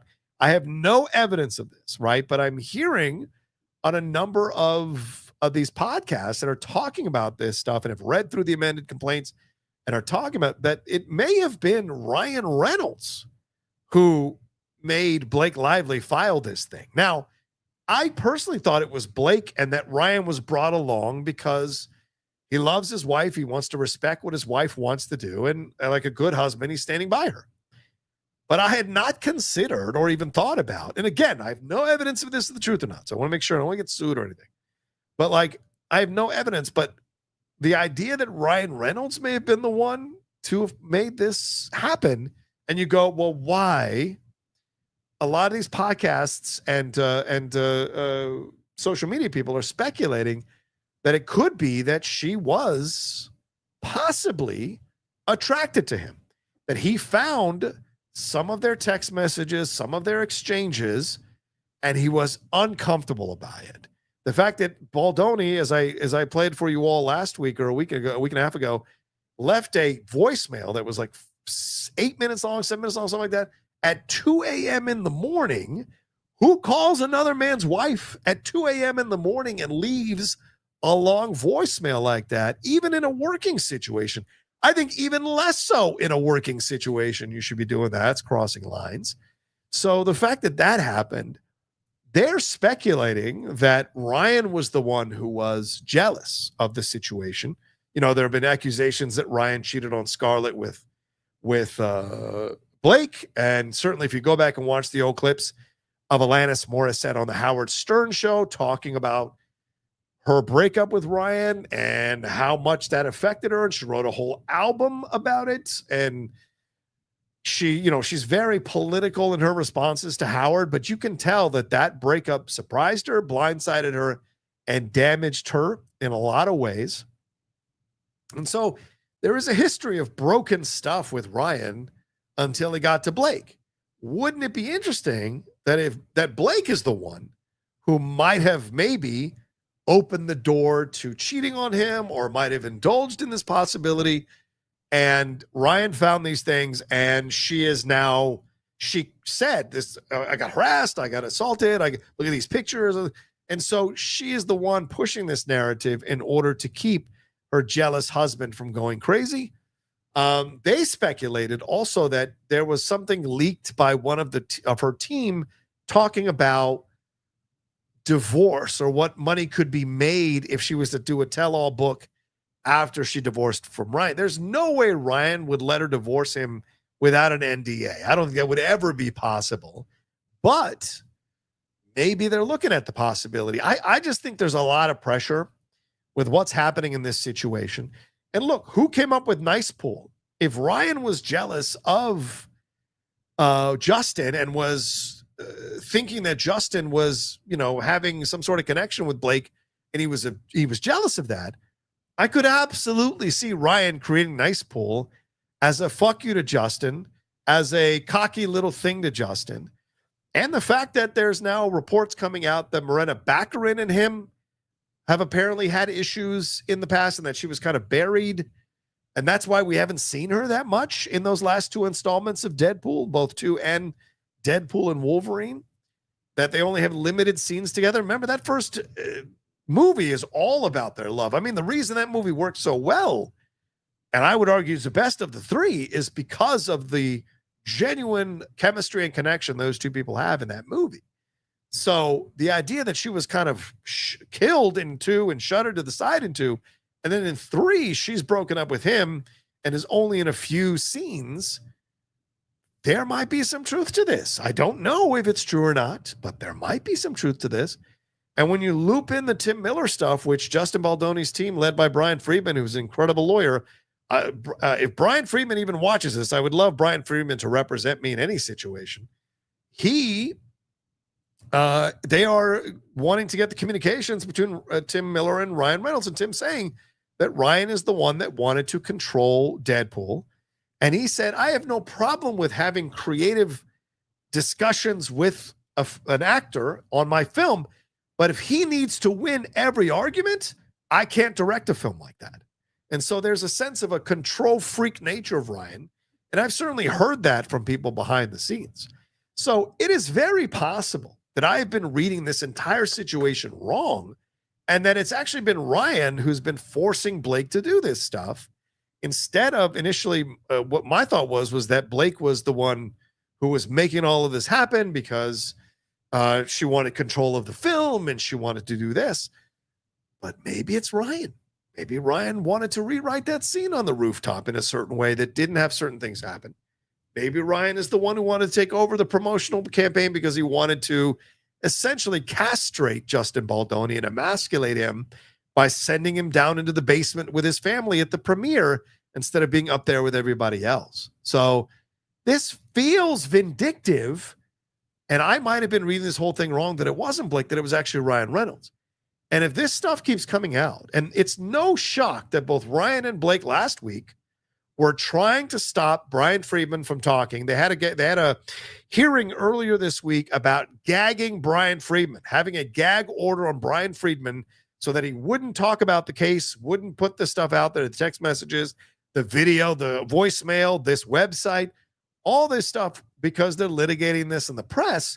And she is losing again in the press. They are losing again in the press because people more and more, step by step, are seeing the Justin Baldoni side of things and are taking his side when they're looking at all the evidence. And so I find this to be a fascinating situation if it actually is right. And this could endanger Ryan's newfound power with Marvel, newfound power in Hollywood, newfound whatever. And look, what did we hear recently? And this is probably me making that one stretch too far, as you know I tend to do. But Ryan Gosling will be the lead of his Star Wars movie, is what is supposedly in motion. What led up to that? Well, Sean Levy was having a conversation with Ryan Reynolds and Hugh Jackman about reuniting to do a boy band movie, had brought Josh into the conversation. Ryan into the conversation. And then Ryan and him started talking about Star Wars, and now he might be going off to do the Star Wars film instead of doing another film with Ryan Reynolds and Hugh Jackman. So it may be possible that even Sean Levy's like, you know what? I don't need to be in the Ryan Reynolds business right now. I'm going to go off and do this Star Wars movie. I'm still under the Disney tentpole or tent, so I'm protected, but I'm going to go off and do the Star Wars movie with Ryan Gosling that keeps Ryan Reynolds far away from that as possible. So this all could be very much Ryan Reynolds. I mean, the fact that he had their editors from Deadpool and Wolverine edit the cut, that he's the one that was making this happen, took over the promotional campaign, was at the premiere, did that thing with Brandon Sklenar and I think his mom to promote the film. It is quite possible that it is Blake Lively who is being forced into the situation by a jealous Ryan Reynolds. Now, it's also very possible that it is all Blake and that Ryan is trying to make it work the best he can, using his power, using his connections, which I think any great husband who loves his wife would do. Or it could be both of them working in tandem as the head cheerleader and the high school quarterback from the 1980s, being these two arrogant, yuppie, bad people who are trying to come after the nerd in school, which is Baldoni. So it's very possible. All three of those things are very possible in the whole situation. I'm sure it's probably much more nuanced than that, and there's maybe a little bit of back and forth. But I mean, if you're even sucking in Taylor Swift, you know you're in some problems here. With Taylor, the rumors are Taylor is distancing herself from Blake, but we don't know if that's true because, you know, she supposedly was distancing herself from Brittany Mahomes. The next thing you know, she's in a box with Brittany at a Chiefs game cheering on the Chiefs, not caring that she's MAGA. You know, so you just never know, or a Trump supporter, you just never know what's the truth with Taylor, you know, and she's certainly a woman in her 30s. She is a powerful, powerful entity in Hollywood and in the world and can do whatever she wants to do. So she may be distancing herself in one way. She probably didn't appreciate that, you know, it got out that Blake sees her as one of her dragons. It is not out of the realm possibility that Blake and her have this kind of mean girl club where they go after people. I would not be surprised. Don't buy into all of the stuff with Taylor. There is a mean girl inside of that girl, inside of that woman. I've seen it at times in certain responses. It doesn't mean she's still not a sweetheart and legitimate with the lyrics and all of this stuff, but you know, you never know. I don't want to piss off any Swifties. I'm just saying a lot of people have that mean girl inside them. And so it's very possible. I'm sure she didn't appreciate that being put out in the public. So it's bad for her brand. But you got all these people tied in, all these people tied into all this stuff. And you just wonder about what's going on. Because even some of these podcasts are putting out the report that Colleen Hoover now is distancing herself and might sue Blake Lively herself, even though she initially supported Blake in the Justin Baldoni situation. She may be seeing that her property, her IP, what she saw as like, if it was successful, she started seeing dollar signs in her future with this franchise. Maybe now that is all in danger. And now she's got to step in and be like, well, look, I got to save this franchise and this potential moneymaker for me with these books. So whatever I need to do to get the rights back, I know Justin has the rights, but she may be wanting to sue both of them in this situation. And so she can retain control and sell them to someone else down the road. So there's a lot more to come in this situation. I think as this goes along that we are not even privy to or aware of that's going on behind the scenes with all of this. And of course, today, Paul Feig came out and expressed support for Blake because they're doing a simple favor too. This is part of the new poster. Of course, the florals.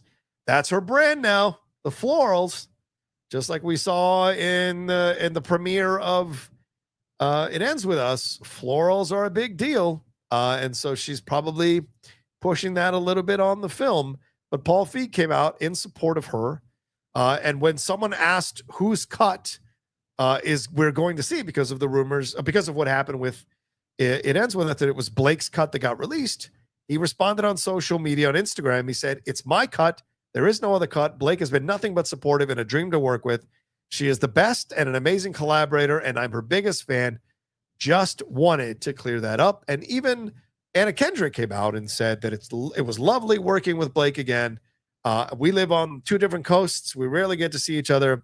She said something to that effect, and that it was great for them to come back together to make the movie, because a lot of people were speculating and bringing up clips from previous junket appearances that her and Anna did for the first A Simple Favor movie, and speculating that her and Anna have issues, which Anna has never said they do, and Paul has shot down in the past. So the film is going to premiere at South by Southwest, and then it'll be on Prime Video on May 1st. And a lot of people like that first movie. So we'll see if this does something to kind of help her brand a little bit. Because I think that Justin Baldoni Pac-Man movie might be on the fence now. So maybe she comes out with this movie. People really like her in the film because, curiosity. People are going to watch this movie more than they would have when it came out.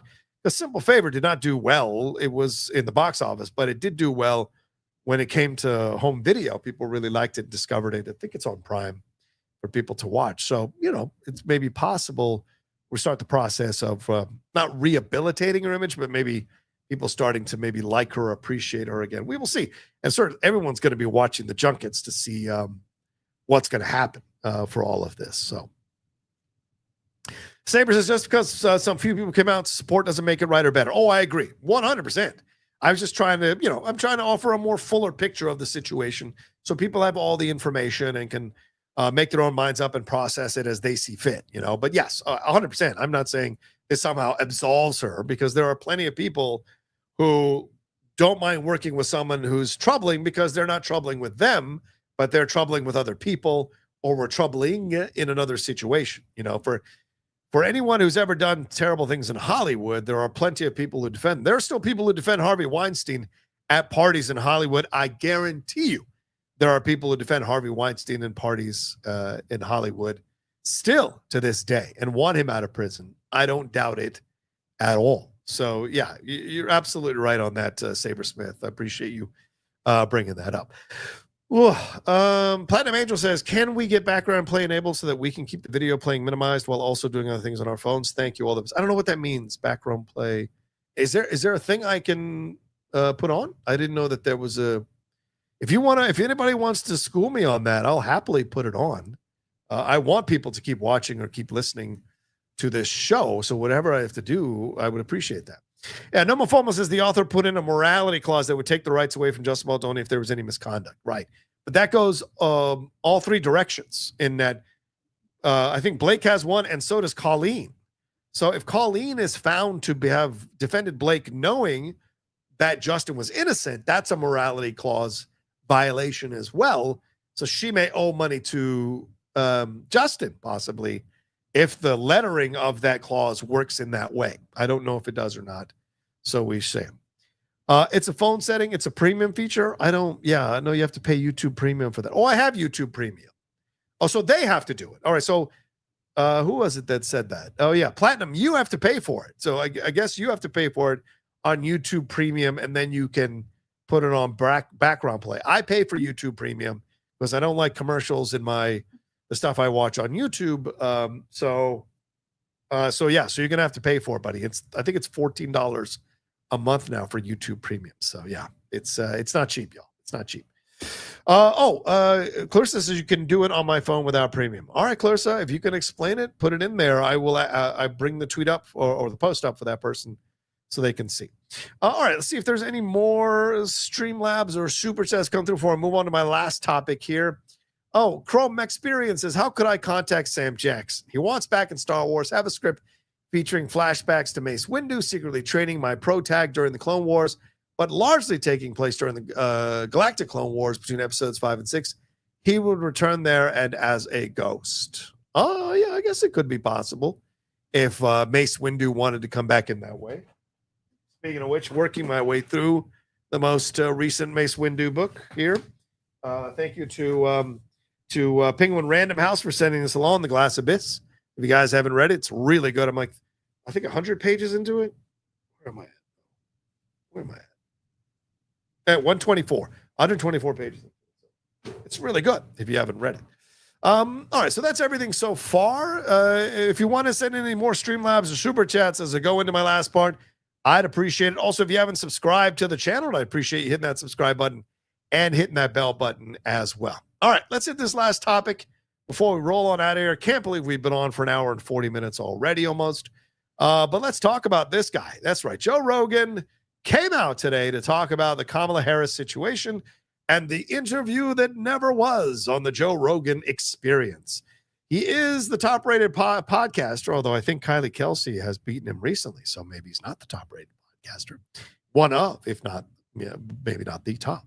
But anyway, there's a new book that has come out here from authors Jonathan Allen and Amy Parnes called Fight: Inside the Wildest Battle for the White House. They spoke to numerous Kamala Harris insiders about their efforts to get her onto the Joe Rogan podcast. They described the experience as a frustrating one that included creating a campaign stop in Houston with Beyonce on October 25th just to put Harris in proximity to Austin for a potential appearance on Joe Rogan, only to then be told by the podcaster's team that the date was, quote, blocked out as a personal day, which later turned out to be the same day that Rogan interviewed Trump. But Rogan says things happen differently, is what he said today on his show. He said this whole idea that we effed her over and we effed her over for Trump is incorrect. It's not true. One of the things they said that wasn't true was that we lied about the day that Trump was coming on and we just didn't say that Trump was coming on. This is how it worked. Trump was really easy to book, like super easy. We offered one day. He said yes. That was it. It was no, what are we going to talk about? How long is it going to be? Is it going to be edited?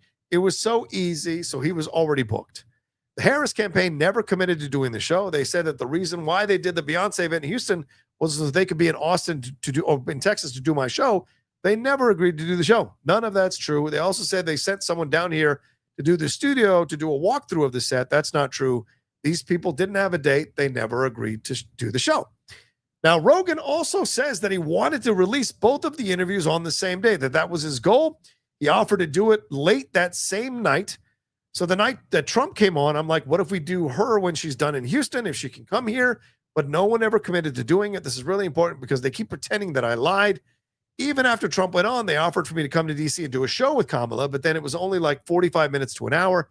It was not on my set. And I said that, look, Trump did it here. We should probably do it here. If that's possible, saying we are difficult to work with, that's not true. We were super easy, but it's got to be the actual real show. It shouldn't be some fake version where I'm sitting in a conference room. They wanted a stenographer in the room. They wanted staff in the room. Listen, I don't think that's a negative, to be honest with you. You're going into enemy territory, and yes, Joe Rogan would have been enemy territory. I don't care what you all say about, oh, he's really good with people and all that. Bullshit.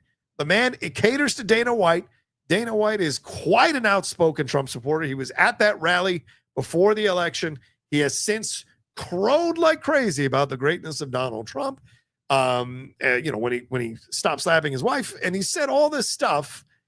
So Joe Rogan works for the UFC, works for Dana White. He has had Mel Gibson on his show. He challenged none of Mel Gibson's madness and conspiracy theories about the water in California and all the nonsense he was spreading. So he does not challenge the MAGA people. But coming in with Kamala, I think they want stenographers. And I think the same thing about the 60 Minutes interview. They wanted to control things because people have taken things out of context on the MAGA side of things, have twisted them all the time. And they certainly didn't want Joe Rogan to control the narrative of what happened in that interview room. So to me, I don't think there's anything wrong with bringing a stenographer. I would have brought my own camera to videotape and record the whole interview if I was on Kamala's team, just to make sure that they couldn't pump out their misinformation about what happened in the interview. So I don't think I don't have any problem with that or wanting staff in the room. I mean, she's running to be the president of the United States. She's the current vice president. Of course, she's going to fucking have staff in the room. What a silly thing to be upset about. And he said Trump was just in here by himself. Yes, because he's not holding political office. He is running for political office, but he's not holding political office. He does not have to have staff in the room, whereas it is required for Kamala to have staff in the room for protection. I said, they're really concerned the podcast wasn't going to be edited. My manager asked, is she committed to doing this? The answer was no, she hasn't committed. Like, they wouldn't even say whether or not she expressed willingness to do it. There were some people that were supposedly on her staff that were against her doing it. They thought the show was bad because they are a bunch of wokesters. Now, see, people are like, no, he's fair to both sides. He's equal. He never, no. Wokesters, that tells me you're not. That tells me 100% that what side of the political fence you're on, and you are firmly entrenched on that political side. He went to the inauguration. Give me a fucking break. All right. Yeah, I know that Hillary and Bill and Kamala, because they were required to go. Joe did not have to go, but he went. So, I mean, please. He says, so I don't think they ever really were sure they wanted to do it. Then once Trump did it, the interview had this huge response. I think then it was like, what the fuck are we doing? He just did it, got 50 million views. This is so stupid. Why didn't we do it? And he says, we have all the receipts, by the way. He didn't put any of them out, didn't show any of them on the screen, didn't read them out. But he says he has these receipts. He says, I have a whole list of conversations that took place. I think it's someone trying to cover their ass for the fact that she never did it. And if she did do it, it might have had a positive effect. If we got along great and improved the, quote, young male vote, things could have been different. The authors of the book supposedly talked to 150 different people about what happened when they're coming on the show. They didn't talk to us, which is kind of crazy. So what he's basically saying is that they want to do it. They wanted to do the podcast at a time where he had 3 buddies fly in, and they were going to watch this awesome MMA fight, or UFC fight rather. And he has to do that. He had committed for his 3 friends. He is not going to put his 3 friends on hold for the vice president of the United States, who is running to be the president of the United States. Just let that sink into your brain for a second. Do you really believe that if Trump called him up and said, I can only do the interview at this time, he wouldn't have told his friends, dude, I can't, I got to interview Trump. Why don't you guys come down to the thing and you can sit in here and watch me interview him, and we'll record the fight and watch it afterwards, or we'll watch it with him. Bullshit. Of course he would have done that. So this idea that it was because of the fight or his friends were flying into town, this is a much more important thing to interview the possible president of the United States. You put everyone to the side to interview the possible president of the United States. You know why? Because you want to get to know them. You want to know what their policies are. You want to know how their policies are going to affect your pocketbook, your life, and your listeners' lives. So this idea that he didn't do it because there was a really big, as if there isn't a big UFC fight every fucking 3 months. Like this, I couldn't possibly, it's a fight of the century. There's a fight of the century every 3 months in UFC. As a years-long MMA fan, I tell you that I know that there's a fight of the century every 3 to 6 months in the UFC. So I think it's a ridiculous excuse for him to say that, well, we were going to see this fight. As if there are no other fights in the world or whatever. Or as if you couldn't record the fight, have the people who depend on you for their paychecks not tell you a fucking thing about the fight. so that you can watch it cold, turn off your phone and your social media so you can watch it cold and still experience the fight authentically. Come on. So if he has the receipts, I want to see those receipts. If they don't have the receipts, then that's a whole nother ball game, right? I want to see those receipts. So we'll see if they got it. But I got to say, this whole situation is a little frustrating. And he, of course, paints Trump as like, it's the easiest guy to get along with, the easiest guy to schedule, the easiest guy to do whatever. And it was like, because he needed you more than you needed him in order to get across the line, because people were predicting that he was going to lose. It was looking like, especially after that Iowa poll, that he was going to lose. So I do find it a little disingenuous with what he says. But we'll see. We'll see if there are receipts for this whole situation. If they do go after the copyright here, Luke, I will edit this part out of the podcast here, or out of the show here right after we're done. People are tweeting, or people are posting right now that Irv Gotti has passed away. Is that true? Oh, no. Murder Inc. founder who worked with Ashanti and Ja Rule, Irv Gotti, dies at 54 years old. Oh, that's such a shame. Yeah, man. I remember him in that. Wasn't he in the was it the Ashanti video where they're doing the Goodfellas type thing with him and Ja Rule, and God, who else walks into the room to tell Terrence Howard that he has to go back to Ashanti? I think Irv Gotti was in the room with them when they did that shot, right? He was like, you got to go back, that thing. So but I remember he played a key role in hip hop and R&B records at the time, working with artists like Ja Rule, Ashanti, and DMX, each of whom saw massive commercial success with him. And of course, Ja Rule and Jennifer Lopez with Always on Time, I'm Real and Ain't It Funny, Ashanti's Foolish. Yeah, Foolish was the one that was the music video. Rain on Me and Mesmerize. He was at Def Jam where he helped bring DMX, Jay-Z, and Ja Rule to the label. Wow, what an incredible legacy this guy has. Later called the Ink, Vanessa Carlton signed with the label, and Gotti produced or co-produced her 2007 album Heroes and Thieves with Rick Rubin and Third Eye Blind Stephen Jenkins. So wow, not just rap artists here with Kanye. His production credits include Kanye West, Memphis Bleak, Fat Joe, Christina Milian. Lear Cohen said Def Jam has lost one of its most creative soldiers, who was hip hop. Wow. But there were setbacks to his life in the mid-2000s due to an FBI investigation into alleged ties with drug kingpin Kenneth Supreme McGriff. Though ultimately acquitted, the case damaged Murder Inc.'s reputation. So R.I.P. Irv Gotti. A shame. So. Oh, well, I don't know intimately Irv Gotti, so just pointing out that it's a shame to lose someone who had so many connections to so many fantastic artists, both black and white, as I just mentioned, Vanessa Carlton as well. All right, well, I think that's everything I've got. Let's see if we got one more. Wiley Todd sent something in here. Thank you, Wiley. He says, Rocha, when you're watching Hard Eyes, going to see it tomorrow. Also, let's do that call soon. Yes, let's do it on Friday, Wiley. I think I'll have time on Friday. And yes, I will be seeing Heart Eyes this week, and I hear good things about this. We will see. All right, that's it. Let's get out of here. I gotta go get dinner with the Lady Outlaw. So thank you all so much. Well over 300 of you hanging out with me right now. Please make sure you subscribe to the channel down below. As I said, trying to get to 50,000 subscribers as quickly as possible. Also, those of you who DM me on Twitter, DM me what your thoughts are about these live shows, what topics you'd like to see me cover, maybe segments you'd like to suggest. I'm quite happy to do segments and make that a running thing on the show, something you'd want to see on a show. Maybe you jog an idea in my head, and if you come up with a segment that I really like, I'll give you full credit during the show. Maybe even put your name suggested by on the graphic, so to speak. So if you want to do that, feel free to suggest stuff. If they're good, I might ask you about it, DM you back and go like, hey, are you okay with me taking the segment, making it my own, and whatever you with your blessing? So just a possibility there. So I'm open to everything. So I want to start doing more of these. I like going live. I feel more natural going live and what have you, and talking all these topics. So I hope you all come away from this show with some more knowledge about the Karla Sofía Gascón situation, about the Blake Lively situation, about the Joe Rogan, Kamala Harris situation, and any of the topics we discussed and explored here on the show. Would love to hear from you all. Let me know what you thought about it down in the comment section below. Please remember, we are a podcast as well. So if you have not subscribed to the Outlaw Nation podcast feed, you can find it wherever you download podcasts, and we put up all the stuff that we do here on the channel, except for the Geek Buddies and the Hot Mic, which are 2 separate podcast feeds.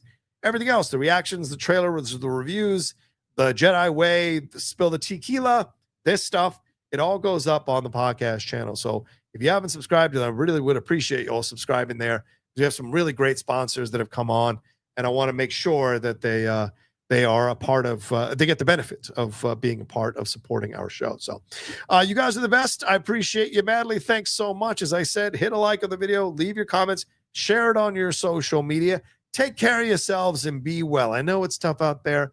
I know that madman in the White House is creating craziness out in the world, but remember to kind of take it beat by beat, step by step. We still have a court system in this country. They've already put a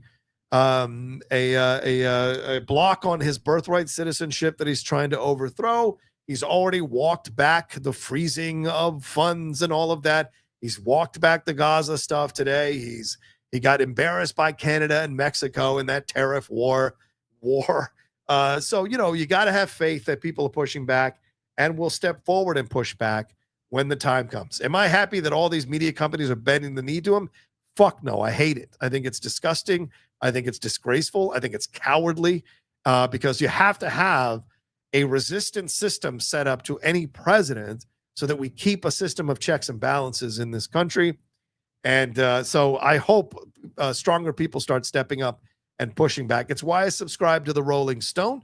The Rolling Stone does an excellent job breaking down the madness and puts the right commentary on it. They don't shy away from telling you the truth about what's happening and their opinions on it. So I highly recommend you all subscribing to the Rolling Stone to get that knowledge going through. I don't do Post or the Times anymore. I used to love both of those.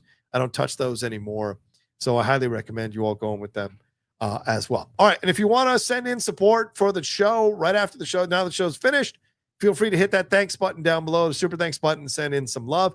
Also, if some of you have suggestions for what to offer for YouTube membership, some of you who have ideas and knowledge or you're members of other YouTube channels, I know Christian's doing it now. I know Luke does it on Galaxy Geeks. I would love to hear what you guys think of what your suggestions would be and how I can make it work if I can make it work.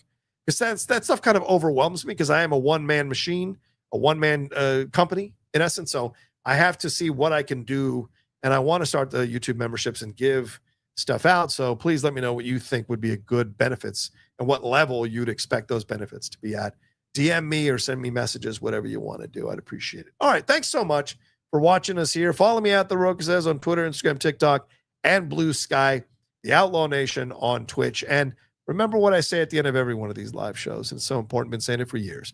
Whatever you need to do to get through the next second, next minute, next hour, next day, next week, next month, next year, please make sure you find a way to do it. Whatever it is, listening to music, watching a naughty, funny film from the 1980s that you really loved, like Revenge of the Nerds or Porky's, or watching a drama, or, having a conversation with a friend, or reaching out to someone you haven't talked to in a long time, or reading that book that has always made you feel whole, or put you back together again, or listen to that song or that CD or that album that really speaks to your soul.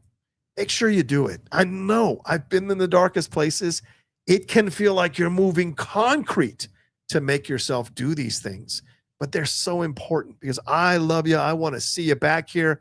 I want you to keep being a part of the Outlaw Nation, but more than anything else, I want you to keep being a part of life. It's important because you never know how the world can turn around and show you so many blessings if you just stick it out during the tough moments. I've been through some of the darkest moments and I've come out the other side, and I'm very happy with where I've come to in my life. Do I want more? Would I like to succeed a bit more? Absolutely. But where I'm at now, I couldn't have dreamed of being 8 years ago. And so the fact that I've gotten to this point, that means the world to me. And a lot of you have helped me get there. So I will always owe you my eternal gratitude. The way I give back is by telling any of you who are suffering through tough times, you got to make the effort to get through it. Whatever it is you need to do, find a way to do it, because the clouds do part. You know why I know that? Because you've been through the tough times already. You've seen those moments where they're really hard for you and the clouds part all of a sudden and you go, wow, how did I ever feel this down? So you got to always remember that there is a way through. There's always a way through. You've just got to find it for yourself and rely on your tools that you've used to get out of those places, so you can learn how to get out of them quicker every time until you're able to control it and you're able to see the more positive side of life. It's really important. It's not easy. I know it's not easy. I'm just saying to you, it is possible. And that's what you need to believe in, just like I believe in you. All right.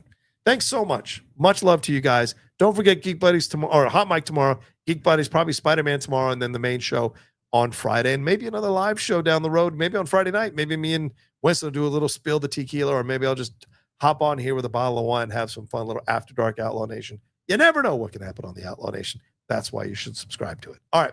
Much love to you guys. Take care of yourselves. Be well. And I'll talk to you next time with another brand new live episode here on the Outlaw Nation. Rocha.